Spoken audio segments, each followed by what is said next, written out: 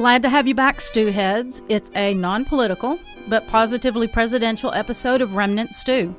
I'm your host, Leah.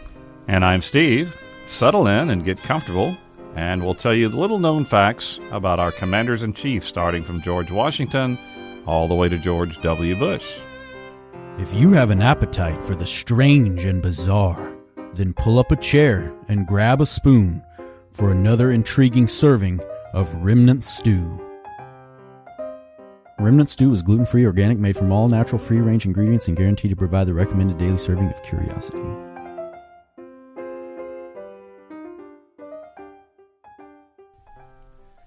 Happy President's Day. For those of you who don't know, President's Day is a federal holiday in the United States that was established in 1971. Before that year, George Washington's birthday was celebrated as a national holiday on his actual birthday, which was February 22nd. Oh, but wait, it wasn't really on February 22nd. He was actually born on February the 11th. However, that was February 11th, 1732.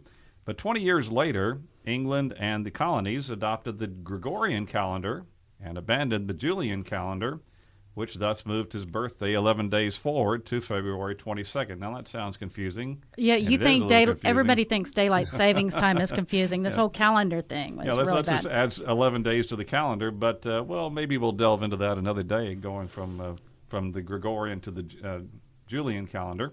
Anyway, the Uniform Monday Holiday Act of 1971 was an attempt to create more three-day weekends for the nation's workers. You know, Yes. You got to really respect a Congress that takes on the tough issues like that. I can get behind that, though.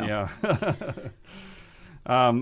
Anyway, they established the third Monday in February as a day to honor all presidents. And the fact that Abraham Lincoln's birthday is February the 12th kind of fits in nicely to the new general holiday. Being the history buffs we are here at Remnant Stew, we thought we would dig in and explore some presidential trivia with you. One particular source that has been really helpful in preparing this program was a book called Presidential Anecdotes, written by a gentleman named Paul F. Bowler, B-O-L-L-E-R, Paul F. Bowler, Jr., and published by Oxford University Press. We are grateful that Oxford Press has granted us permission to read several excerpts directly to you from Mr. Bowler's book. So let's get started, shall we? All right, so let's start with... Well, we're going to start with presidents. Let's start with the first president, George Washington. George Washington served as president from 1789 to 1797. Mr. Bowler states in his book that Americans during and after Washington's time held him in extremely high esteem. Throughout the 1800s, he was almost deified, as if he were somehow superhuman. Most historians agree that Washington was very effective in leading the new government. His ability to work with Congress in tackling many of the young nation's problems set a standard for other presidents to follow. At his funeral in 1799, Washington was eulogized by the Revolutionary War General Light Horse Harry Lee, which, by the way, is a terrific name, don't you think?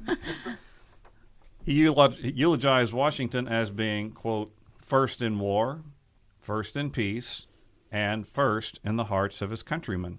That's a very good eulogy, isn't it?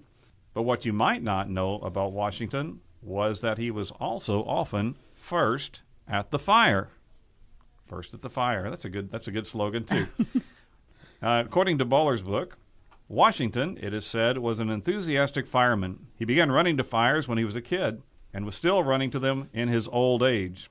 Only a few months before his death, he was riding his horse down King Street in Alexandria, Virginia, when a fire was discovered near the market.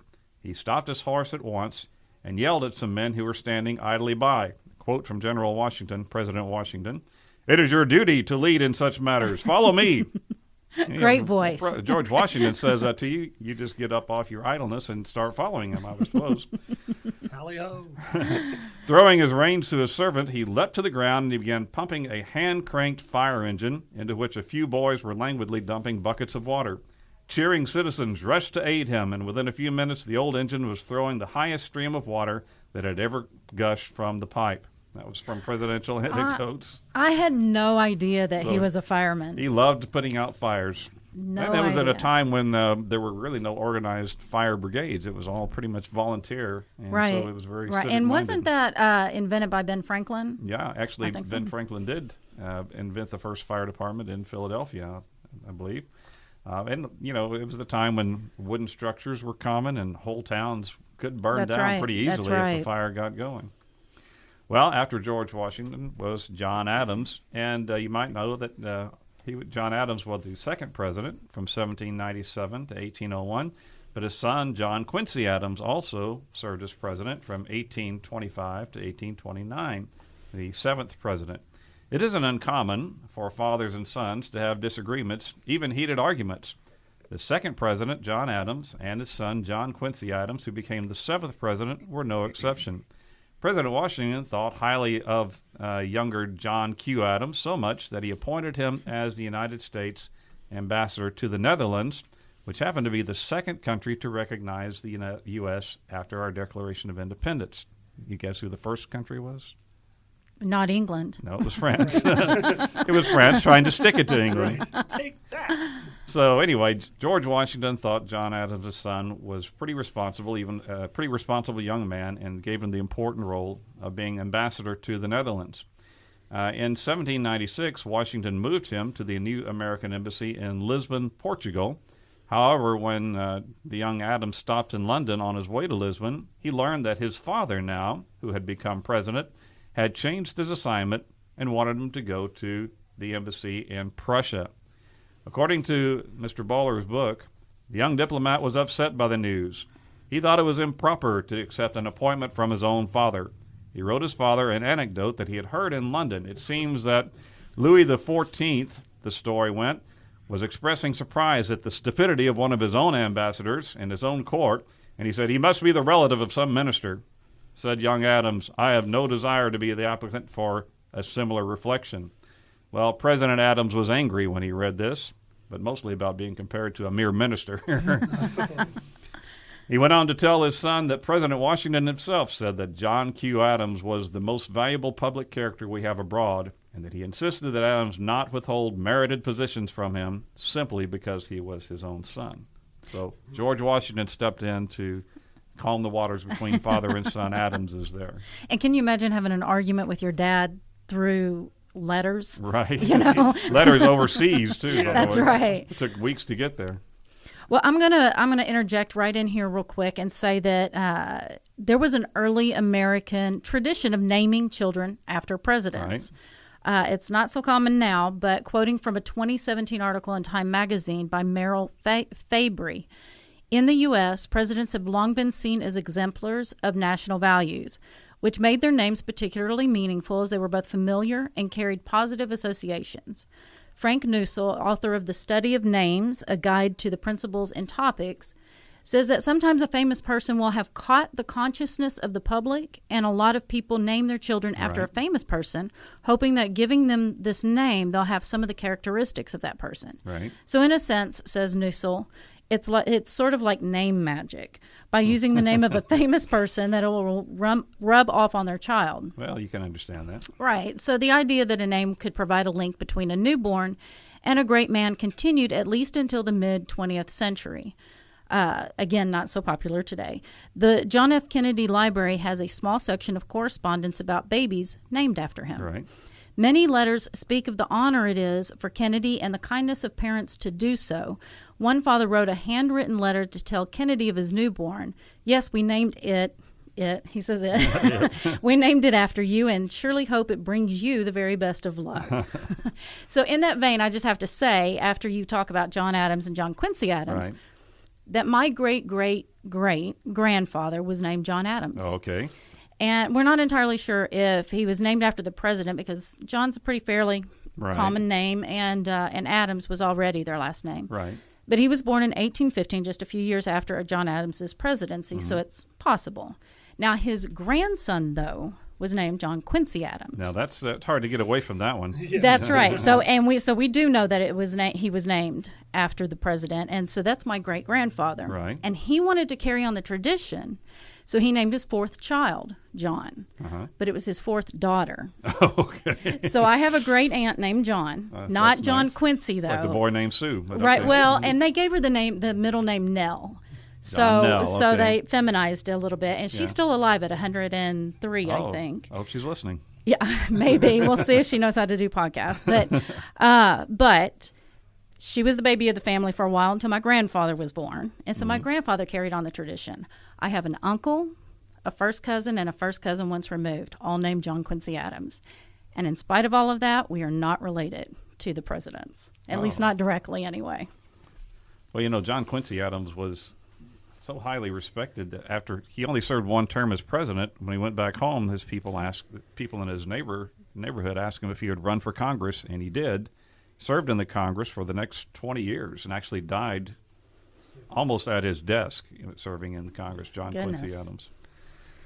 Speaking of John Quincy Adams, his father, John Adams, 1797 to 1801, and Thomas Jefferson, 1801 to 1809, have a very interesting connection between them. When Adams ran for re-election in 1800, he was defeated by Thomas Jefferson.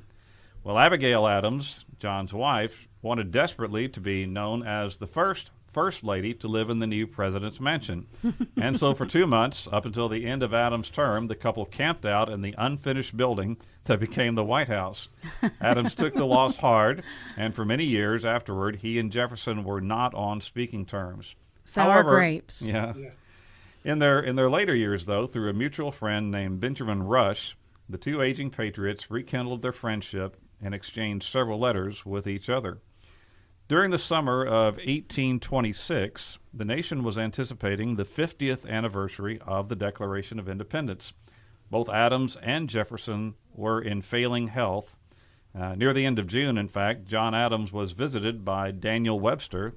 When Webster asked how Mr. Adams was feeling, he replied, quote, "I have lived in this old and frail tenement a great many years. It has been very much dilapidated, and from all that I can learn, my landlord doesn't intend to repair it," talking about his body. Mr. Bowler continues in his book, by Independence Day, Adams was confined to his bed. At dawn, on July the 4th, he awakened, and a servant asked him, "Do you know, sir, what day this is?"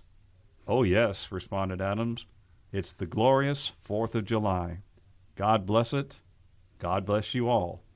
And then he lapsed into a coma. Early that afternoon, Adams awakened and exclaimed feebly, "Thomas Jefferson survives." They were his last words, and he ceased to breathe at sunset about 6 p.m. that night of July the 4th. Well, what he didn't know was that several hundred miles away, Jefferson was also on his deathbed. On July 3rd, 1826, Jefferson was confined to his bed and sinking rapidly. At 11 o'clock in the evening, he whispered, "This is the 4th?" Nicholas B. Trist, his young lawyer friend who was at his bedside, couldn't bring himself to say, "Not yet," and he remained silent. "This is the 4th?" Jefferson asked again. This time Trist nodded his assent. "Ah," breathed Jefferson, and with a look of satisfaction on his face, he then sank into a deep sleep. The next day, July 4th, a little before 1 p.m., he ceased to breathe. Wow, both of them died on July 4th, the exact 50th anniversary of the signing of the Declaration of Independence. There was actually some conspiracy theory that came out around that. Right. The coincidence of Adams and Jefferson's death on the 50th anniversary of the signing of the Declaration of Independence came as an astonishing surprise to Americans. Many did kind of try to figure out, did doctors contrive this to happen? But most people have kind of come to the point that it's pretty well documented that some people can prolong their time of death if it's for a certain to wait to see a certain person. Right, they can rally themselves, right. And then at that time they run out of energy to carry it any further. And that seems to be the case of Adams and Jefferson. Many ascribed the remarkable coincidence as a sign of divine authority.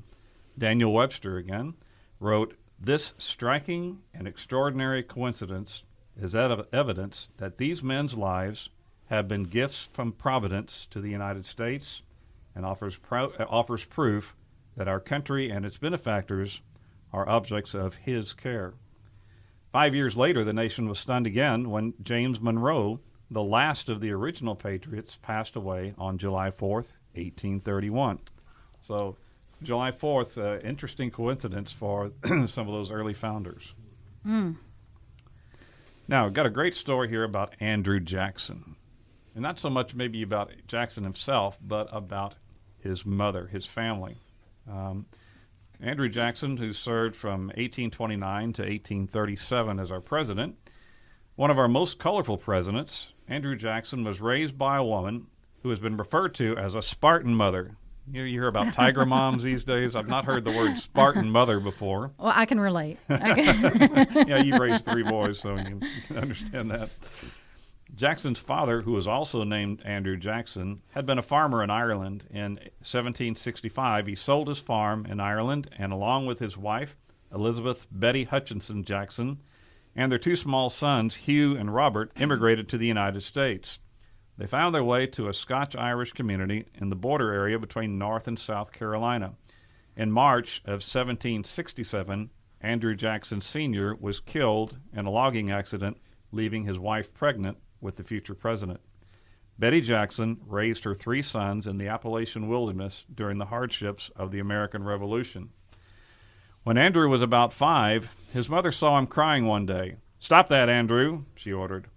"Don't let me see you cry again. Girls are made to cry, not boys." "Well then, Mother, what were boys made for?" asked Andy. "To fight," she told him. After that, he never cried again, and I think he did quite a bit of fighting. When Andy was about 12 and going to school one day, a fellow about 18 or 19 stopped him and gave him a pretty severe thrashing. Now, Andy's uncle wanted to have the young man arrested and prosecuted for assault and battery.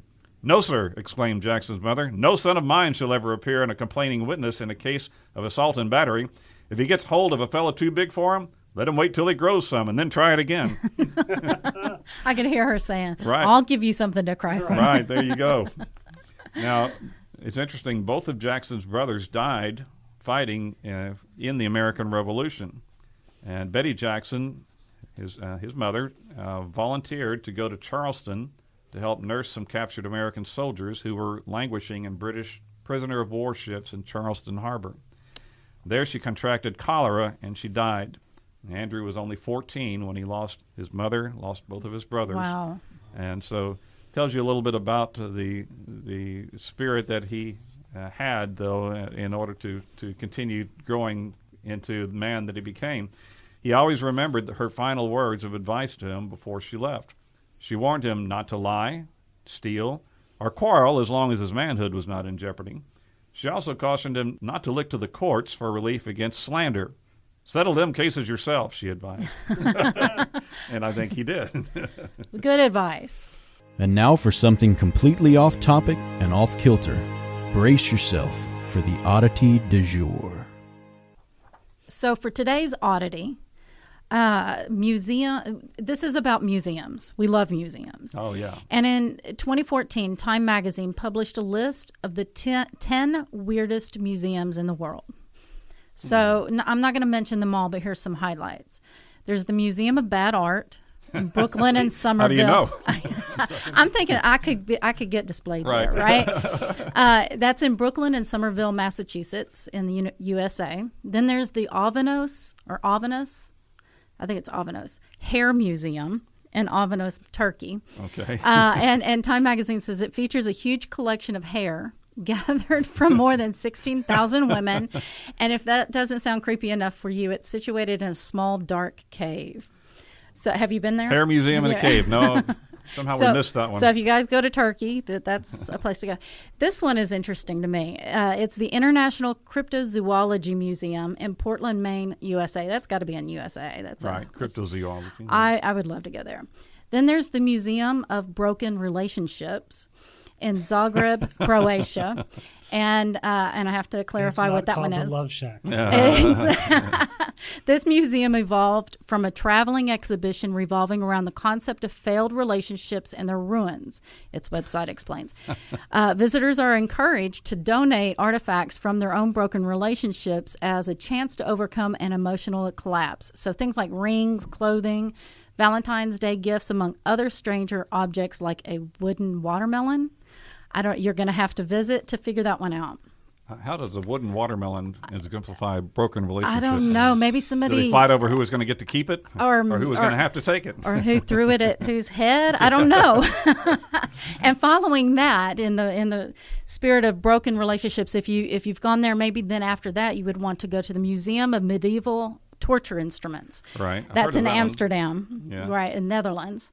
Then there's the Kansas Barbed Wire Museum in La Crosse, Kansas, USA. Interesting. Okay. But I want to talk about one specific museum that made the list. Have you ever been to Delhi, India? No, I haven't been there. Okay. Well, located in that city is the Sulabh International Museum of Toilets. The museum, established in 1992, traces the history of the toilet for the past 4,500 years, and it ranked Museum of Porcelain. That's right. It ranked third on Time Magazine's list of the 10 weirdest museums. So, but here's the thing: I think in India, they don't even have toilets, right? Holes in the ground. Often. That's what I think. But anyway, this museum is all about it. And so, again, quoting Time Magazine, it says, from simple chamber pots to elaborate decorated Victorian toilet seats, and I'm picturing velvet and gilded, you'll see it all at Sulabh International Museum of Toilets, tracing the entire evolution of toilets throughout human history. There's even a toilet disguised as a bookcase, as well as a replica of the throne of King Louis XIV. This king is believed to have used this while conducting court sessions. So maybe that's where the term throne comes from, porcelain Sitting throne. on the throne. There okay, so all of that, just to get to this. This was my favorite item in the museum. The reason I looked all of this up is so that because I heard about this. It's a replica of a medieval mobile toilet. It was made into the shape of a treasure chest. The English would use it. The English would use it while camping out for a hunt. So why a treasure chest? Well, it's for the same reason that people today put Amazon boxes full of dog poop on their porches, to give would-be robbers a nasty but well-deserved surprise. Hey, Robin Hood, take that. Okay, there you go. Oh, that's a good one. I've seen this sign not too far away, actually in Houston, Texas, for the Funeral Museum, but I've never been to there. I have been to there. Have you been I there? have been to it, and it is very fascinating. So back to our regularly scheduled back to our presidents. Well, episode. This has been in the news somewhat recently. President John Tyler served from 1841 to 1845. John Tyler was actually born in 1790. And he was the first vice president to become president due to the death of the president. William Henry Harrison was elected president in 1840. At age 68, he was the hero of the Battle of Tippecanoe. You remember this symbol, the slogan, Tippecanoe and Tyler too, right? He was the oldest elected president at the time. To allay whispers concerned about his age, Harrison gave a long 2-hour inaugural address in a blizzard without wearing an overcoat or a top hat. Yeah, that's going to go well. Yeah, 3 weeks later, he developed pneumonia, and he died on April 4th, 1841, having served only 1 month as president. Yeah, those are some good political advisors. Yeah, there you go. We'll show him. John Tyler was actually at home in Virginia playing a game of marbles with his boys when a courier rode up to his house with a message that Harrison had died. Now, Tyler believed that the Constitution stated that he was now the president. However, some in Congress argued that he should not be called president, but merely acting president. But Tyler claimed all the rights and privileges of the chief executive. The precedent, he said, has been followed by all vice presidents since then. That didn't stop some of the members of Congress referring to him as his excellency. So you talked about George Washington and John Adams being revered, basically. Right. I think that era ended right there. Kinda I think after that, right then we started making fun of the presidents. Mm-hmm. Well, John Tyler married his first wife, Letitia Christian Tyler, in 1810. And together, they had 4 daughters and 3 sons to live to maturity. Letitia died from a stroke on September 10th, 1842, during Tyler's time as president. On June 26, 1844, less than about a year and a half later, Tyler married Julia Gardner while he was still president. Tyler was 53 at the time. Julia Gardner was 23, actually younger than 3 of his children. That is unbelievable. And that he did that as president. As president, right. Wow. Together, they also had 7 children. Their 5th child was a son named Lyon Gardner Tyler. He was born in 1853. He became an educator, and he was actually president of William and Mary College, which is located in Virginia, I believe. His first wife, Anne, died in 1921, and like his father, Lyon Tyler also remarried a much younger woman named Sue Ruffin. She was, in fact, 35 years younger than Lyon. My goodness. Together, they had 2 sons, Lyon Gardner Tyler, who was born in 1925, and he died just recently in May of 2020, and Harrison Ruffin Tyler, born in 1928, and at this current time that we're recording this right now, he is still alive at the age of 92. And that's correct. President John Tyler, who was born in 1790, still has a grandson living at this time today. That is crazy. That's pretty crazy. Amazing. Now, here's a nice story about Zachary Taylor. You don't hear too much about Zachary Taylor, do you? He was actually had been a professional soldier for 40 years. He served as president from 1849 to 1850. He died in office. There was they actually exhumed his body not too long ago to try to, somebody was trying to prove that he had been poisoned, and I don't think they proved it. I think he may have got a hold of some bad strawberries from what I've heard. Anyway, he had been a professional soldier for most of his life. For many years before he entered politics. In fact, he didn't really enter voluntarily. It was suggested that it was kind of pushed upon him. He was nicknamed Old Rough and Ready, but he was loved by the men who served under his command. He had a tremendous reputation for not taking himself too seriously. Even though he led numerous successful military campaigns, he remained humble and kind. He was well known for his avoidance of military pomp and ceremony. He didn't like wearing his officer's uniform. This often led to him being mistaken for a simple farmer rather than the gifted military leader that he actually was. One time, during the Florida campaign, Taylor stopped off in a tavern at Newmansville with officers on his staff for a glass of beer.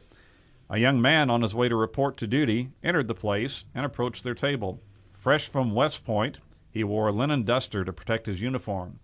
Taylor, as usual, was wearing a homespun sack coat and a broad-brimmed straw hat. Well, old man, he looked like a scarecrow. Yes. Well, old man, said the young man as he sat down, how are the Seminoles now? I believe, sir, Tyler replied, that they are giving considerable trouble. They are they? Said the young man. We will have to see to that. I am an army officer, and I'm on my way to take a hand. Have a glass of beer with me, old codger, you and your neighbors. Taylor and his companions rose, toasted the young man, and then boarded the stagecoach, leaving him alone in the tavern. A day or so later, when the young West Pointer reported for inspection, he faced the old codger, now in a colonel's uniform.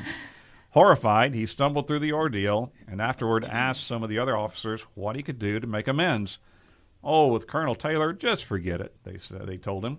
But the young man didn't feel like letting the matter drop, so he went to Colonel Taylor's tent to apologize. My young friend, said Colonel Taylor calmly, let me give you a little piece of advice which may be of advantage to you. Never judge a stranger by his clothes. Good advice to even today, right? Yep. Now for today's bookshop spot, the part of the show where we take you on a virtual tour of one of the most magical of places, an independent bookshop. The bookshop spot for today is focused on McDonald's Book Exchange, which has been in business in Redmond, Washington, Redmond. The great state of Washington, for over 45 years. Another very long time. Right. That's great.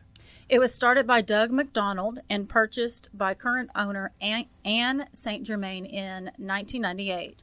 Anne says that their inventory of used books comes from their customers.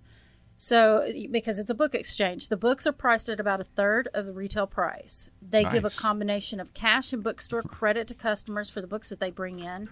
See their website for full details. Oh, nice. They have very loyal customers, she says. Some that like to just stop and say hi and hang out. Right. Customers who live far away that plan their trips around to the area around the bookstore.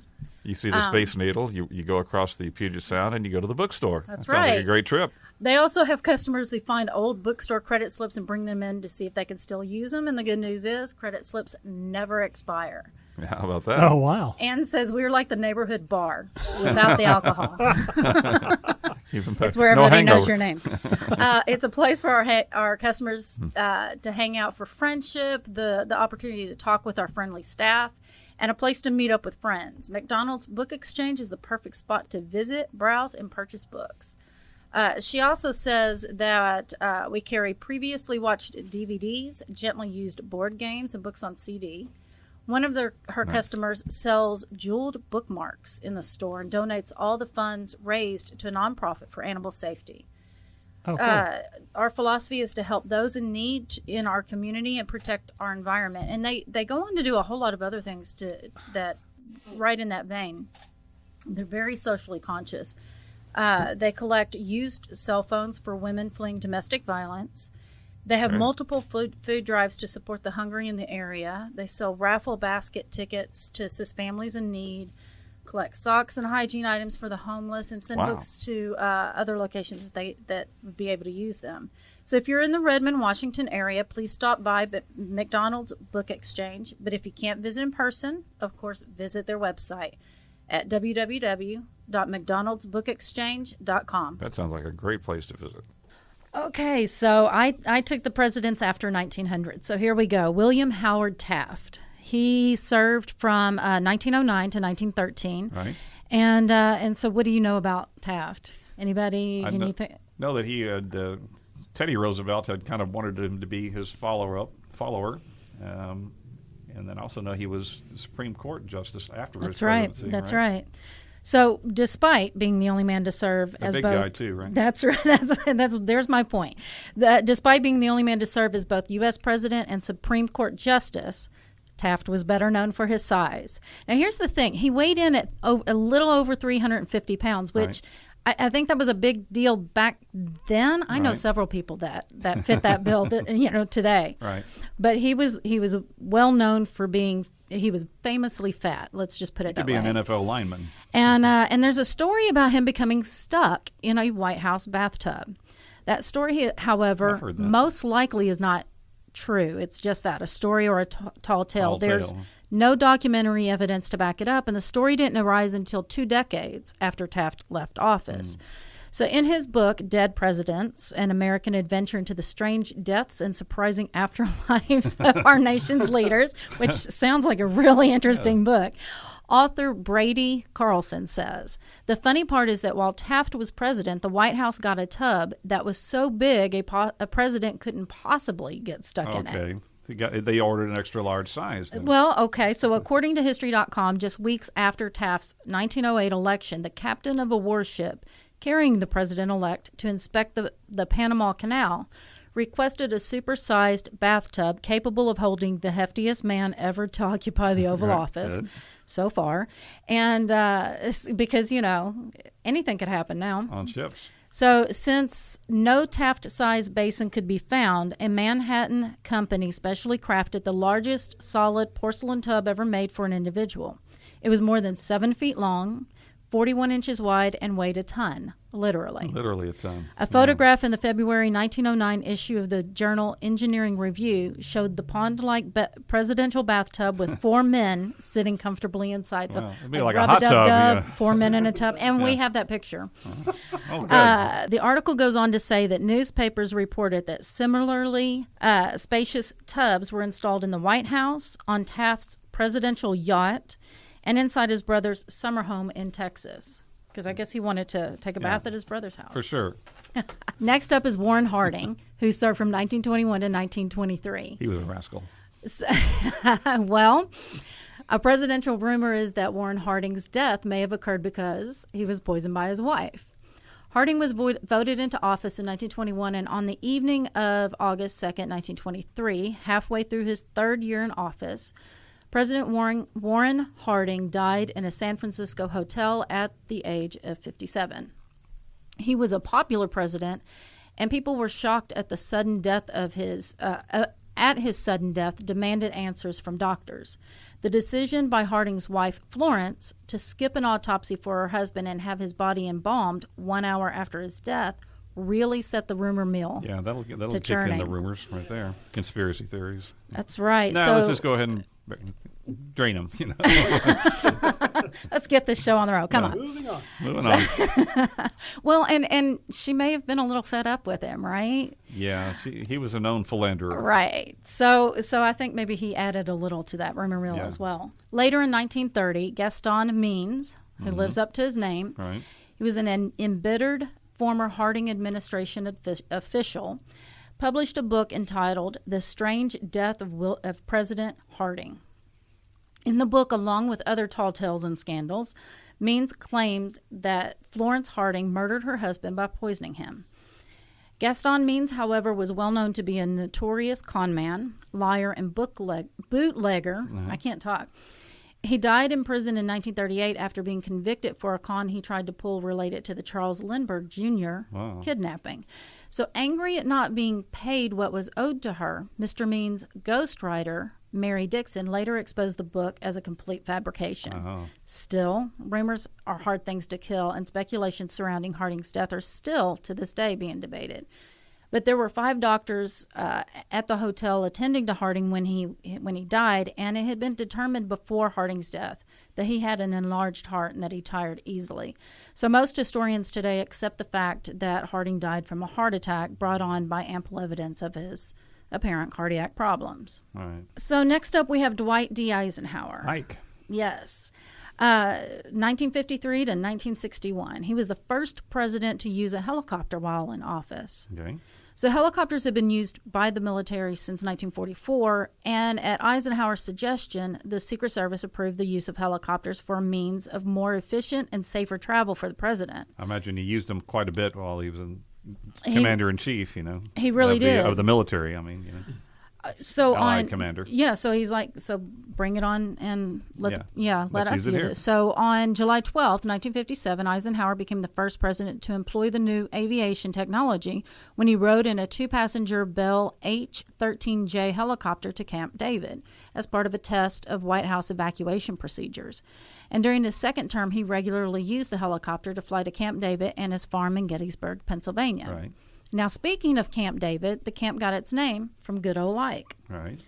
The site was originally a camp for federal employees and their families, but in 1942, during World War II, fear that it was not safe for President Roosevelt to cruise on his presidential yacht led to the camp being turned into a presidential retreat.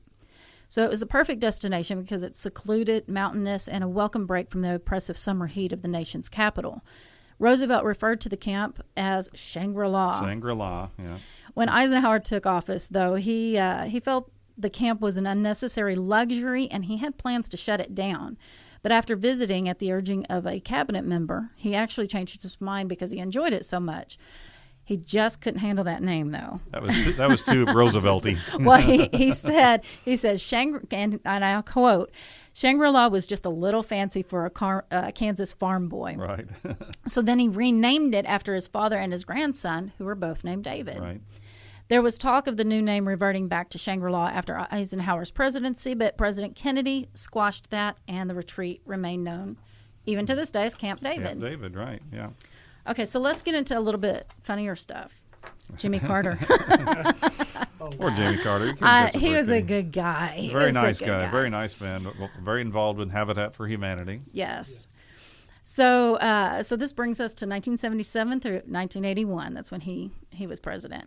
So in August, though, of 1979, just before the frenzy of the 1980 campaign began in earnest, Jimmy Carter was taking some time to himself and fishing on a lake near his home in Plains, Georgia. That's where he was attacked by a killer rabbit. Sharp teeth. Monty Python, anyone? So at least that was the story press secretary Jody Powell told reporters. She didn't do him any favors by doing that. No. But Carter played it down a bit in a 2015 interview with Howard Kurtz. He said, quote, "Wild rabbits, all of them know how to swim," the former president explained. The rabbit, being chased by hounds, leapt into the water and began swimming toward the boat. Carter simply used a paddle to shoo the rabbit away. There was nothing to it, Carter told Kurtz. When Jody told it, it became very humorous and a still lasting story. Lots of people have had tame bunny rabbits thrown at them in swimming pools. I don't know of anybody, I don't know where do you get this information? And said that their rabbits. Lots of people. Of the story. And he stated their rabbits could swim too. So this episode, known comically as Rabbitgate, became a huge deal, and it influenced how voters perceived Carter, and not in a good way. Yeah. Carter did not win re-election, and perhaps in some small way, due to an aggressive, panicked bunny rabbit. It seemed like, he tried so hard to do the right thing, but it never would work out quite. He tried to micromanage things, and it just would always blow up. It seemed like, poor guy. And we have a picture that the press took because while he's fighting off this rabbit, right? Yeah. They're standing on the shore taking pictures, Sure. And so we have a picture of him shooing the rabbit away, and then we have a cartoon of the killer rabbit attacking him. So, yeah, what's up, Doc? Okay, and speaking of animal attacks, Ronald Reagan, who served from 1981 to 1989, was nearly strangled by a chimp. But it was before his presidency. Right. So as everyone knows, Ronald Reagan was an actor before he became president. And a source of embarrassment for him after he took office was a movie he had done called Bedtime for Bonzo. Bonzo, yeah. That features a chimpanzee. Johnny Carson, called the movie a favorite of old movie buffs and Democrats. Reagan's critics said that he was the first president to be outacted by a chimp. Yeah. I've seen the movie, actually. It's not bad. Oh, really? It's not bad. I don't really have any desire. But I don't like monkeys. I'm kind of scared of them. The chimp playing Bonzo was actually a female chimp named Peggy that was trained to perform hundreds of actions on command, including crying, snarling, and puckering up for a kiss. So one day on set, Reagan's necktie for some reason became a focus point for the chimp, and she grabbed it with both hands and started to pull. Reagan's startled reaction was to pull away, which, of course, worsened the situation. He began to struggle to breathe as the tie tightened more and more in the tug of war. He was able to eventually get the necktie out of Peggy's grip, but by then the knot was so tight that a crew member had to come to Reagan's aid with a pair of scissors and cut him free. So... one of the reasons I don't wear neckties myself, even though I don't work with actual monkeys. Yeah, neckties and monkeys don't go together. Okay, and then speaking of brushes with death, George I'd never W. heard of this Bush. one before. Yeah. Well, I had heard it, but I had heard that he choked, but he really didn't choke. So George W. Bush served from 2001 to 2009, but in 2002, in January of 2002, George W. Bush was enjoying some downtime watching football alone in his living quarters. He was snacking on pretzels when all of a sudden the president was waking up on the floor with his two dogs looking at him funny. So he had apparently passed out after a pretzel, and he says this, and I quote, "went down funny." Mm-hmm. Okay, so he hesitates to call it a choking incident since he was able to breathe when he woke up. Well, he immediately so when I heard this, I thought that he had choked, passed out, and somebody found him. Right. But that's not the case. He woke up, and he went and alerted someone, and then he immediately got checked out by doctors who concluded that he'd had here we go, neurally mediated vasovagal syncope. Okay, and what that means is the errant pretzel triggered the vagus nerve, which is the nerve that controls the heart, and that caused a drop in blood pressure and heart rate. Coupled with the fact that George W. Bush, he just really had a low resting heart rate. The doctors were kind of concerned about already. and coupled with that caused the loss of consciousness, resulting in a cut and bruised face as he hit something as he fell off the couch. Oh, wow. And we have a picture of that as well. Yeah. Thankfully, he was able to get himself up to seek medical attention. So if he had actually choked and was not able to breathe, it's very likely he would have died before anyone even By himself, noticed yeah. it. Right. By himself watching. That's right. Watching football. I had not heard that story before. Well, we've kind of gone in order from George Washington to George Bush, but we are going to go back. We haven't gone any beyond George Bush just because we want to stay out of the political limelight. That's right now. We don't want to get all political. Well, we want to go back to the late 1800s, early 1900s for our final story because it plays so well into our motto here at Remnant Stew, which is always to be kind. And this involves a story of William McKinley. William McKinley was president from 1897 to 1901. He was actually assassinated in 1901. But I especially love this story, as kindness is really half of our closing motto here at Remnant Stew. One evening, President McKinley was having a hard time deciding which of two equally competent men to appoint to an important diplomatic post. Suddenly, he recalled an incident that had occurred on a stormy night many years before when he was just a young congressman from Ohio. He had boarded a streetcar in Washington, D.C., and he had taken the last empty seat in the rear. At one point, an old washerwoman, carrying a heavy basket, boarded the car and stood forlorn in the aisle.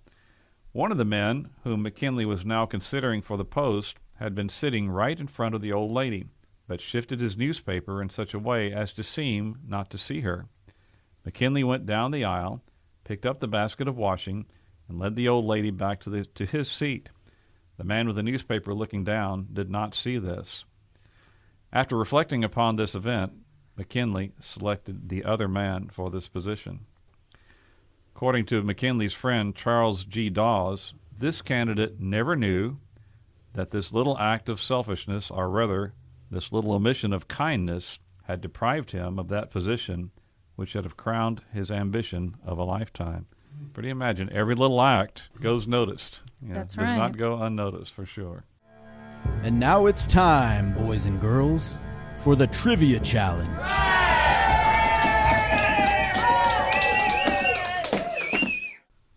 Okay, so for today's Trivia Challenge, you know the drill. Number one, like and follow our Facebook page at Remnant Stew, at Remnant Stew Podcast. Number two, like and share this episode post, Positively Presidential. Put your answer to the Trivia Challenge question in the comments of that post, and the first person to do that will be the winner. Yay! We love it. We love the accolades that go your way for being the winner.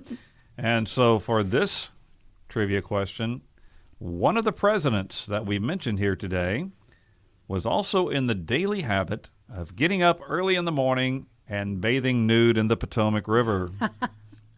Was it Taft? No, probably not. I'll tell you what, it was before the internet. Yeah, it was not Taft. That's a large enough tub, I'd say. Yeah, large enough tub. Which president enjoyed this daily nude dip? Remnant Stew is created by me, Leah Lamp. Dr. Judy Meeker and I research, write, and host each episode. Audio is produced by Philip Sinquefield, the king of dad jokes. Yes. Theme music is by Kevin MacLeod and voiceover by Morgan Hughes.